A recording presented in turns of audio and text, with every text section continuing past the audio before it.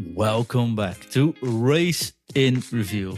It has been a minute, hasn't it? That no race itch is real. I've spent the last week staring at telemetry charts and replay loops just to feel something. But the grid vacuum is actually not even close to finishing yet. Today, we'll be talking about a different topic, though. We'll be talking about Kimi versus George. My name is John, and I'm not alone today. Luckily, I'm not alone today. I'm joined by the man, the myth, the legend, wearing orange this week, as he should. It's none other than Graham. Graham, welcome back, my friend. Thanks for having me back. And on the other side of your screen, not wearing any colors except if we say Cadillac is supporting now, but I probably don't think that was intentional. It is the man with the best hair in the business. It's none other than James Hazel. Welcome back, James. Hello. I'm repping the Cadillac colours. Yeah. Well, you should take one side and different color these days, right? Oh yeah, I should do really. Yeah. How's it going? That's quite right, mate. I am. This drought is actually. Wouldn't say it's killing me, but it's definitely, feeling me. Like it's what I like. Yeah. Let me say it like this: there's like a specific kind of madness that sets in when F1 goes quiet for me. Like I start overanalyzing every Instagram post from the drivers, and like wind tunnel rumors suddenly are like gospel to me. Yeah. But yeah, how do you say it? I hope I say it correctly. But absence makes the heart go fonder. Mm-hmm. Yeah. So. And in the case of Mercedes, which we'll be discussing today, maybe it makes the stakes even higher. Because while we're waiting for the lights to go out, we're not going to talk about recovery, but we're going to talk about the rivalry. Main event, George Russell versus Kimi and Antonelli. This was your idea, James, for the next couple of weeks while we're in this hiatus. Let's take a certain topic and take a deep dive into it, or at least highlight some things we couldn't mention before just because we ran out of time. Yeah, absolutely. So George is something you wanted to discuss, or someone you wanted to discuss, specifically aimed at George, if I got this correct. Not specifically aimed at George. I just think that it's the rivalry of the season at the moment, isn't it? Unless something changes with the grid, which who knows what's going to happen. But the two championship contenders at this point already, anyway, looks like it's going to be between George and Kimi if Kimi can sustain a fight over the course of a season, which I guess that's what we're going to start talking about. The break that we're having, this is actually longer than the summer break, right? We're having 1 week, 5 weeks, 5 weeks no racing. So I think this is quite a good time to be discussing it as well, because normally when we get to the summer break, whoever's kind of leading the championship or fighting the championship with somebody else, we normally like to think about how getting one over just before the summer break is normally a good thing. If you go into the summer break positive off the back of a win, that's good, and if you go into the summer break seething a little bit off the back of some bad results, that's not so good. So we've kind of landed in that situation a little bit after just 3 races, with George probably not super happy with especially the way it went in Japan, and Kimi flying high off the back of two wins on the trot, which is pretty good for him. Obviously, he's leading the championship, youngest driver in the history of the sport to lead a championship. A record that I'm personally a little bit sad to see go away, because that was held by Hamilton from 2007. But Kimi's a great driver and he deserves it. He's doing really well. Yeah. Graham, anything you want to add before we take a deep dive into the topic? No, I'm quite happy just to jump right in. All right, let's dive right in then. Let's just first take a look at these two teams, mate. And like I said, we might do this in the next couple of weeks with other teams as well. Because I think Hadjar, I saw some media outlets already reporting that Hadjar is outpacing Max Verstappen after 3 races. So I'd gladly take another podcast to talk about that one later on, but don't worry. We have, of course, the Prince, George Russell. And I quite like that nickname, so I'm going to call him the Prince right now. George is the established leader, right? Spent years in the wings, survived the Williams boot camp, and of course, basically earned his spot as the de facto leader of Mercedes. He's polished, fast, definitely good looking, of course, and basically has nothing left to prove except winning that famous World Driver Championship. And in the other corner, I'd say the red corner, we have the prodigy. We can actually say he's called the prodigy, right? Sounds a little bit like the doctor, though, but let's not go there. Kimi Antonelli. Well, the hype isn't just noise; it's a roar, I guess. Skipping F3 to land a seat in one of the most prestigious cockpits in Formula One history. Had a great start as a rookie last year, but after he hit Europe, everything went south a little bit. Of course, not the easiest car to drive, and so far we have not hit Europe yet. But his start has been phenomenal with his second place and 2 wins so far. Graham, let's start with you. Do you think Kimi has a chance to win this in the long haul this year? It's sort of head over heart thing for me. My head says George is the clear favourite. He's the more experienced. He's the more polished driver. Everything sort of just says George has it with the car being so dominant. But then my heart's like, Antonelli could still do it. Like, we've seen young drivers pip the experienced guys before, so I think it's not in his favour as much as it's in George's, but I wouldn't rule him out just yet. I'd say we're still a long way before you can say either of them's declare that majority favourite, but I'd say it's about a 55-45 split in George's favour for me. Yeah, sounds reasonable. Let me take another angle at this. I'm going to ask each of you to name something positive about a driver. So I'll just start with a positive and ask James for what's like the first thing that pops in your head. If I say George, what's a positive for George? What does he has over Kimi? Consistency. Usually. I mean, he wasn't super great at Japan, but he was unlucky at Japan as well. He was unlucky. He pitted, got a safety car that screwed him over. Yeah. And these things happen. He did let it go to his head a little bit. He started on not a little bit. Well, yeah, he started on the radio as he sometimes does. But consistency, I would say, is still his strength over probably quite a lot of the drivers on the grid, to be honest. I mean, look at him last season. It felt like he was on the podium pretty much every race. He had a great season last season. He's got a meme named after it, meaning does nothing ends P3. So, yeah. So yeah, consistency is the first thing that I would say about George. Graham, positive point for George from your perspective. Given consistency's out the window, I say smoothness. He's such a clean and smooth driver. He doesn't really dive in aggressively. He doesn't have to really fight with his elbows out. He's got his pace. He can get in, do the job, and out quite cleanly. So I say consistency would have been the one I would have chosen. So smoothness, very polished driver. Negative, but George doesn't. Let's keep it positive, James. What's a positive that Kimi has over George for you? This is a tough one. We're discussing if he can win a championship. I know, but one thing he has over the other. Yeah, well, I mean, hair doesn't count as a. No, it does not. Okay. No, I would say just his personality in general. He doesn't seem to get flustered. He still seems to be in that sort of honeymoon phase as an F1 driver. You see this a lot where like a new driver comes in, they're really excited to be there. They're like a puppy bouncing around, just super happy to be a Formula One driver. And then I suppose it's like any career. Eventually you start to get worn down by it. You potentially get a bit cynical. And we see that with some of the more mature drivers. But yeah, I'd say Kimi's youth and happy.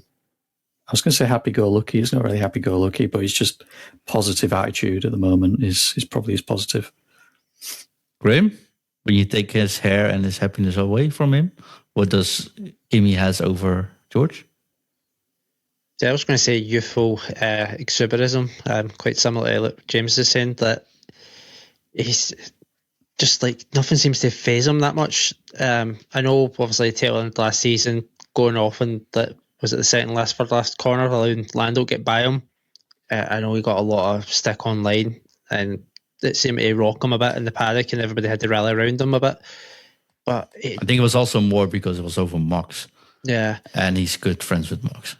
So, but he just. I know, like you could say it for most drivers, but he just doesn't seem to be phased. He's, again, like George, he's super fast. Yeah, the car's great as well, but him himself is super fast. Like, he done so well in a car last year that was probably driven better by the two drivers in the McLarens than, Mercedes, than what the car actually itself sort of had for form itself. I think he's just such an underrated package. So I'd say youthful exuberance. There's no baggage to weigh him down. Realistically, but maybe that one bad crash last year you could say, but other than that, everything's just an upward trend for him. There's no downside. There's no negativity. It's just all upwards trajectory for him. I do think Mercedes does a very good job keeping him out of the wind, though. Like, you see him doing press conferences, but not like en masse in front of the 200 people asking the tough questions. You see him on social media shooting his water gun, but not much else, not demonstrating on galas and anything like that. They leave the more mature things for George to discuss when it's about rules, when it's about negativity, when it's about championships. George is usually one getting the questions, and they are very good at keeping Kimi out of the wind there, I think.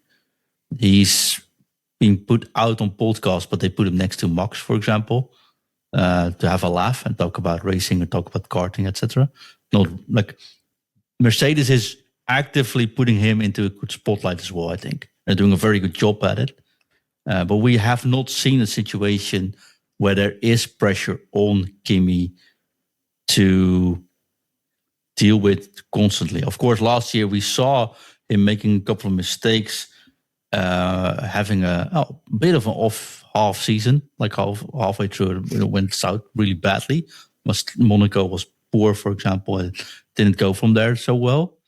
But then as well, Mercedes kept him pretty much out of the spotlight, talking about it. And I think that works out. So I have no idea how the negative side of Kimi actually is, because we have not been able to see much of it. We've seen a little bit on the radio, but like after crash, it's like pick up the damages and go in and say, sorry, I apologize to the team, and that's it. That's what and it's a huge why he get away with. It's because he's very likable why he gets away with it so far. But we have no idea how that actually builds up. We've seen it with Piastri last year. When pressure does apply on you and you are in a fighting position, suddenly a nice smile and helping your team, helping you out of the bad spot isn't going to cut it. And I'm curious how that's going to be. I'm not saying he can't do it, but I'm saying we actually have no idea if he could do that, because we usually underestimate that aspect of Formula One, I think. So no clue there.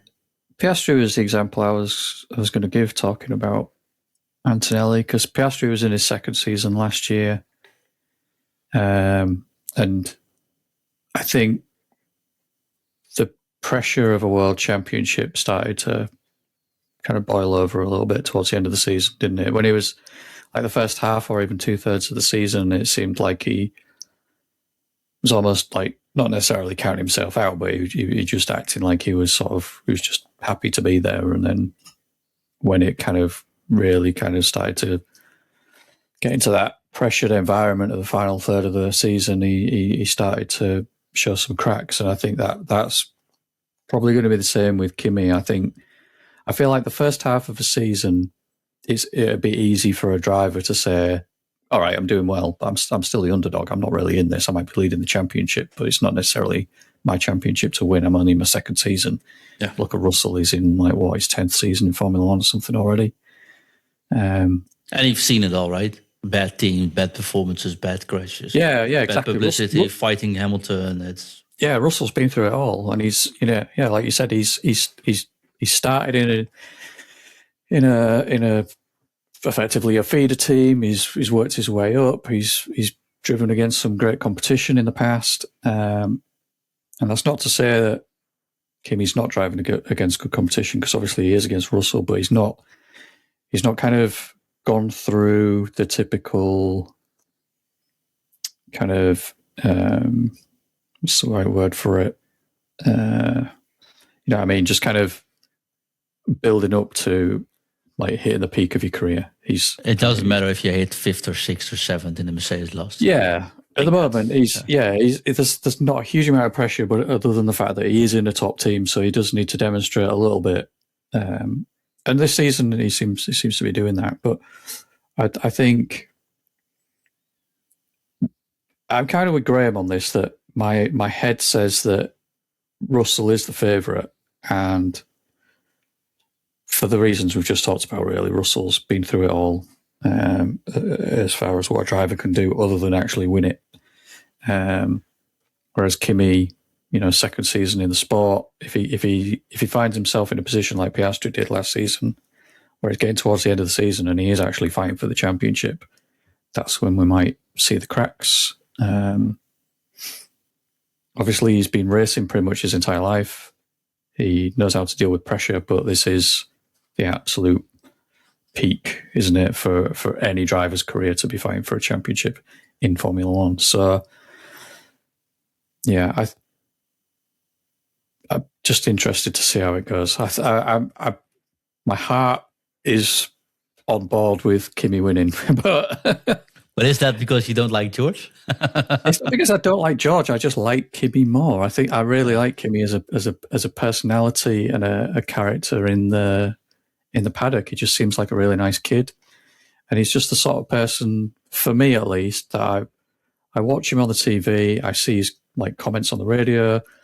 I see his interviews. You see his just general demeanor around the paddock on TV and stuff, and I just think that's someone that I could root for, right? Like, he just kind of, his attitude and his personality just sort of bounces off me in a way that makes me want to see him do well.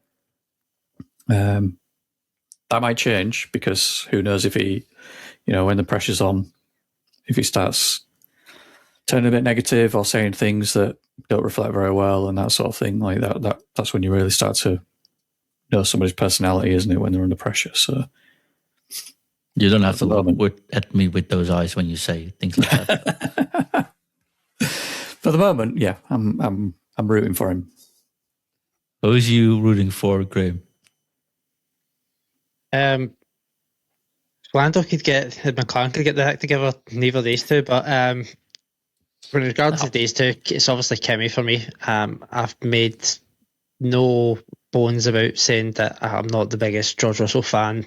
I find him very tedious, and a lot of the things that I find annoying about him, every other driver does, but I just feel that his politicking just feels a little bit more than other people, and I don't know if it is justified or it's just a personal grudge that I disliking that I have for him.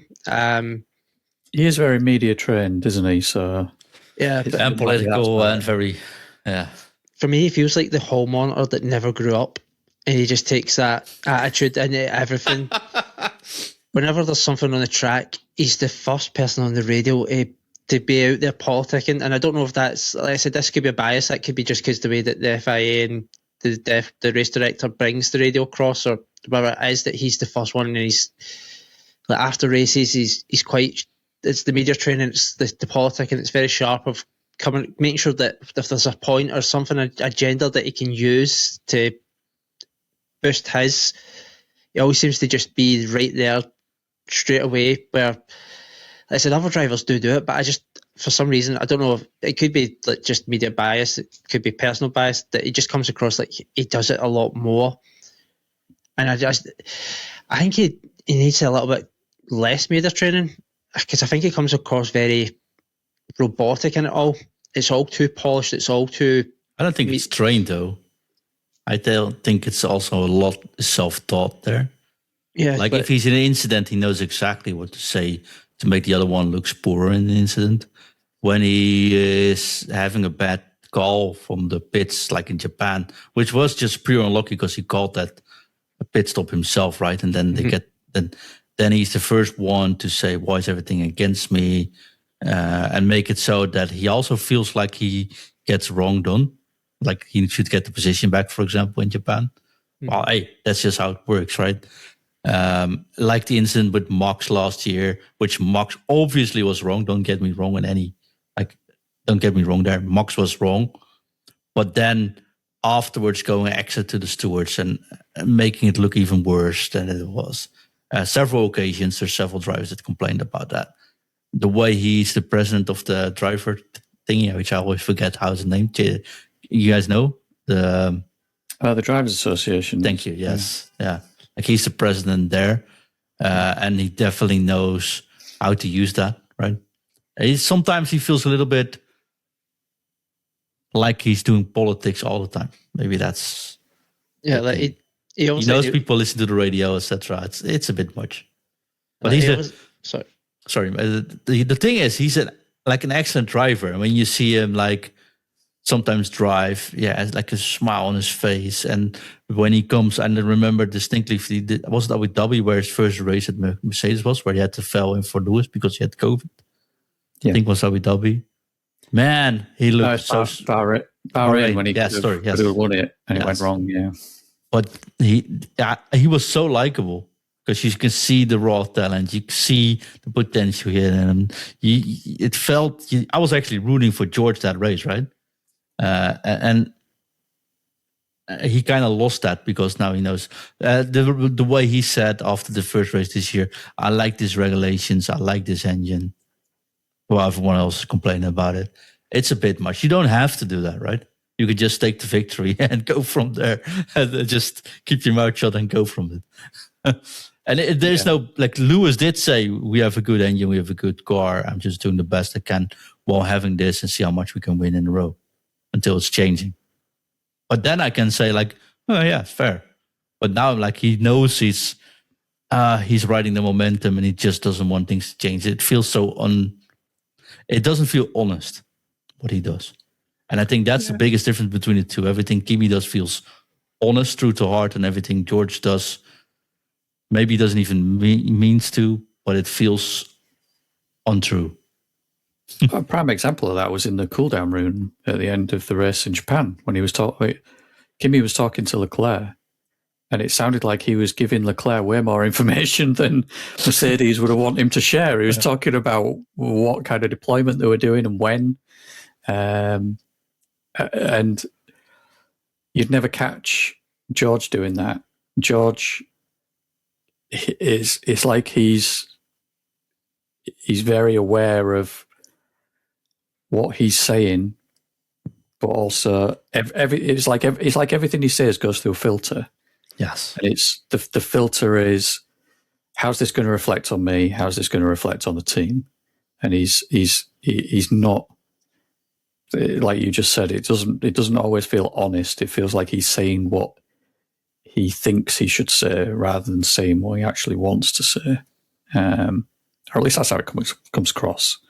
Whereas Kimi's just kind of, like I said, he sat there in the cool down room, just blabbing loads of stuff that Mercedes probably would prefer him not to say to the rivals. Which you can probably find out. But sorry, I did interrupt you massively there, Graham. Sorry about that, mate. Your point is saying about when he's on the radio that he's in his position, he clearly knows all the rules inside out. He is a very smart guy, and like you're saying, I think there has been a few talks about him bringing a lot of stuff out of the driver meetings and the press as well. So I said, I'm very biased. I love British drivers. Obviously, they're my home nation drivers. I want to see them do well. But there's just something that just doesn't sit with George, like Jenson Button or a Coulthard or any other a Hamilton. or like Lando for me now.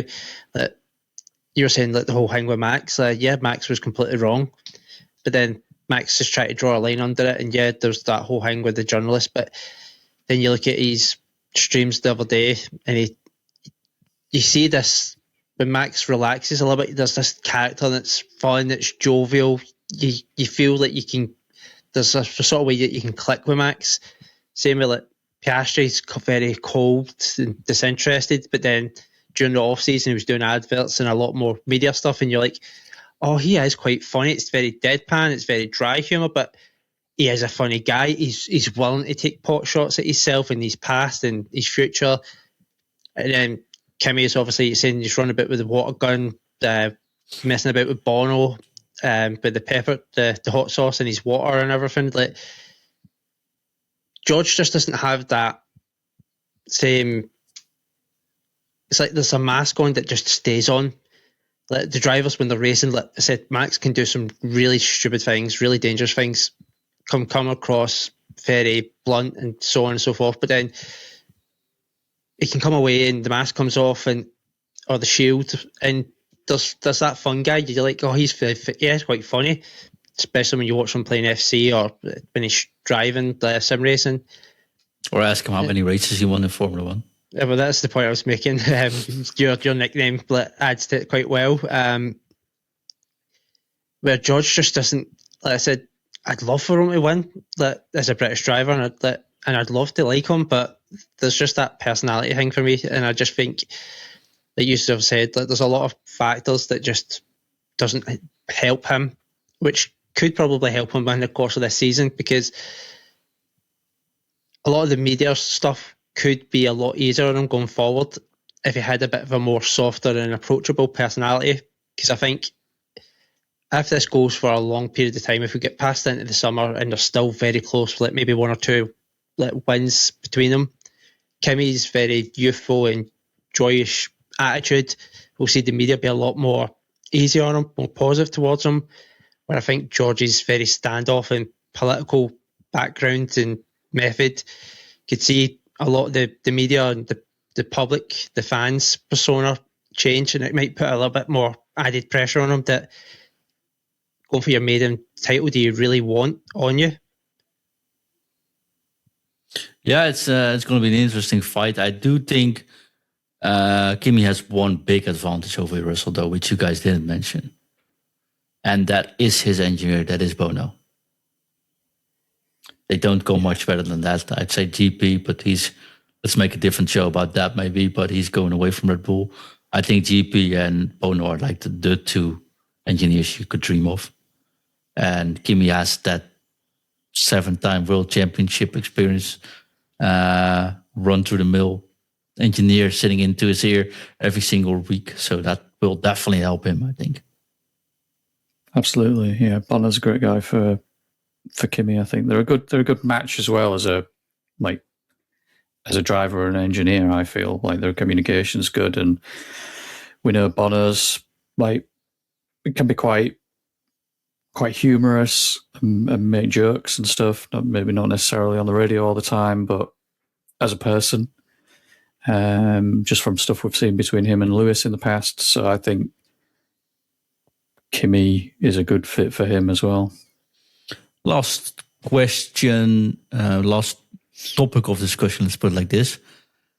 Do you guys think, let's start with James with this one, do you guys think Mercedes has a priority or a picking order into these two, which will make a difference later on in the line? Personally, I don't think that there is. I think both drivers are being treated equally, and I think that because they can't effectively make Russell the second driver at the moment, and they don't want to do that to Kimi, or at least I don't think so, because of how much they've been hyping him up and how much Toto obviously really likes the kid. So personally, I don't think there's any team orders going on. I don't think there's any favoritism going on. I would not be surprised if any new parts are not brought to a circuit or for a driver until there's enough for both drivers. I know we've seen in the past, I think Aston Martin did it recently. where sometimes a team will only have enough parts for one of the car, or one of the cars rather. And I really think Mercedes are going to try and keep it as fair as they can between both of them. Graham, different opinion there, or? No, it's a lot different between what they had previous with Lewis and Bottas. That Hamilton was clearly the number one, and Bottas was just there to support him. Same as with like Checo with Max. I think this is very similar to last year with Oscar and Lando, where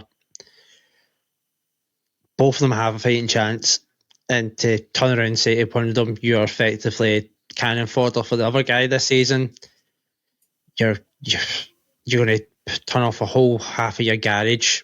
That's a race engineer, a driver, everything that you need for the course of a season to work well. I can't see them doing it. If push comes to shove, maybe after the summer or closer to the last third of the season, one of them's clearly in the front, they could say, like, back off and help the guy. But I think it's far too early, and it would be far too reckless for your team and driver morale to be playing games like that. Right. But I'd rather they just... I know obviously McLaren got a bit of flack for it last year, but I'd rather teams just went, there is no sort of real favourism, that whoever's ahead gets the preferred strategy and just fight it out. I'd rather that there's more just sheer driver ability than politic and team orders. That I know it wasn't maybe the best for, at times last season, but it certainly made the season entertaining. And the two McLarens battling each other because they're taking points to each other, and then that allowed Max to get in.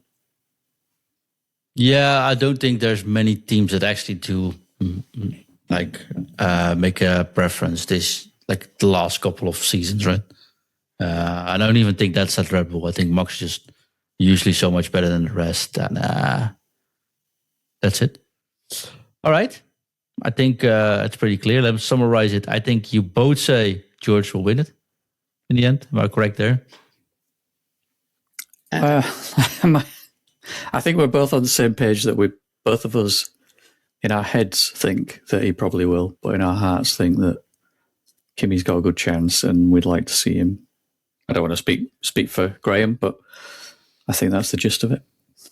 Yeah, I think George is the clear favourite, but Kimi has everything that he's got the advantage to now, so that to rule him out would be completely stupid. And it would be nice to see him win it, but like I said, it'd be nice to see George win it as well. So I think George, like I said, the experience, everything that he's got, he has to be the slight favourite at the moment, but don't rule Kimi out at all.